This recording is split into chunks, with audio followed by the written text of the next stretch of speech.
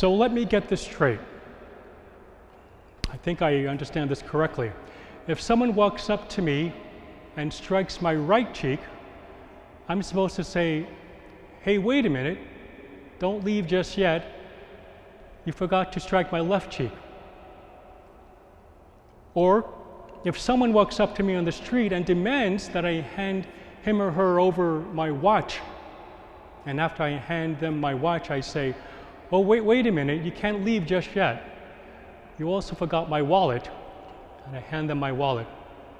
And then after they begin to walk away, I go, "Oh, wait a minute, I almost forgot it. What's more important than my wallet is my iPhone. Don't leave just yet. Here's my iPhone. And here are my shoes while I'm at it."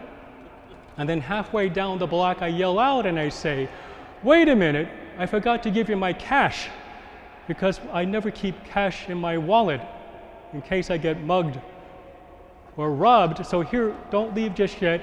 I keep it in my sock. Here's my cash as well. Now you can go. Now we're all set. Go in peace." Are you kidding me, Jesus? That makes absolutely no sense. Does that make sense to you, Father Jack? What about you, Father Dave? Absolutely not. It doesn't make sense at all. And yet, that Old Testament decree, which comes from Exodus, was actually considered a step in human progress. Because before Jesus' time, if someone, robbed or asked of me or stole a wallet of mine, I might not just get the wallet back, but if I had the power and the means, I could actually kill you just for that one wallet.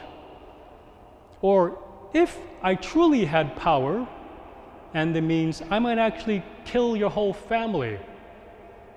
Or if I truly had power just for that one wallet, I might actually obliterate and destroy your whole village. So this Old Testament decree of an eye for an eye, tooth for tooth, is actually considered an advancement in human progress. Equal retaliation. You do it to me, I'm going to do it to you. Jesus comes into the world scene, and he takes that and he moves us even deeper, asking each of us to go one step further. If you ask me for one loaf, I'm supposed to give you 2 loaves. If you ask me to walk with you 1 mile, I'm supposed to walk with you for 2 miles.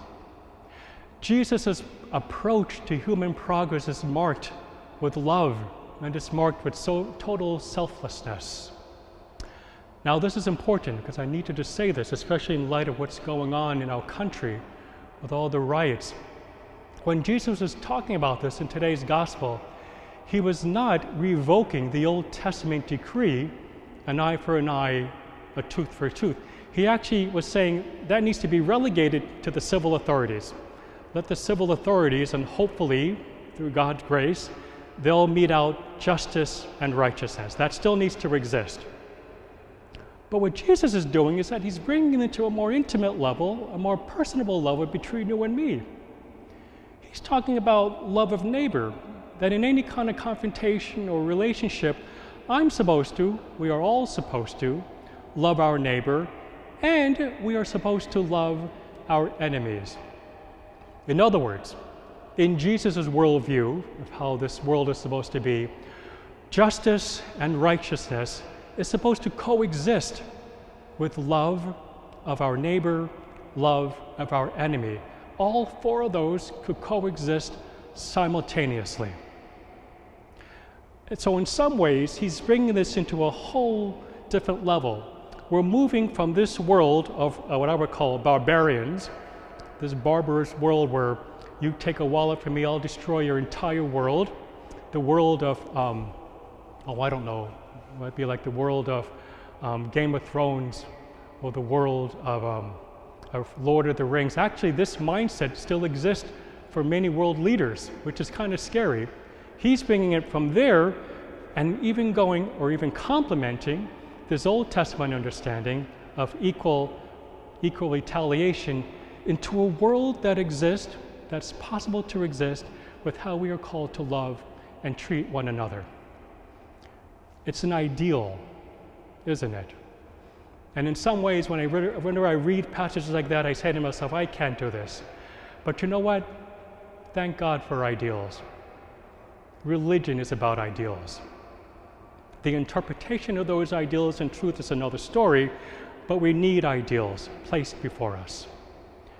In a world where there's a virus going around that has now claimed over 400,000 lives, in the world of this pandemic, thank God for those ideals, because we're able to have those healthcare workers, paramedics, doctors, all of those who are not just walking a mile or two, but continue to walk mile after mile after mile, day after day, to help other people who, many of them have themselves died because of this pandemic.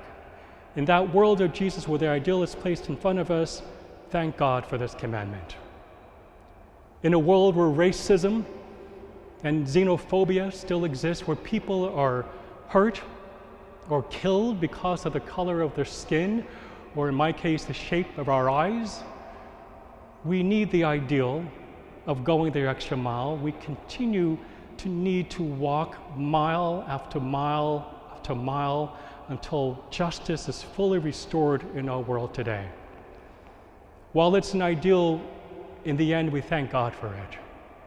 Because I truly believe that one day, the fullness of humanity will be reached. One day, all of us will be there together. And when we do reach it, it'll be marked to the extent that we follow the commandment of Jesus of love and charity. That's the world I choose, and that's the world within which I hope all of us may one day live, breathe, and have our being.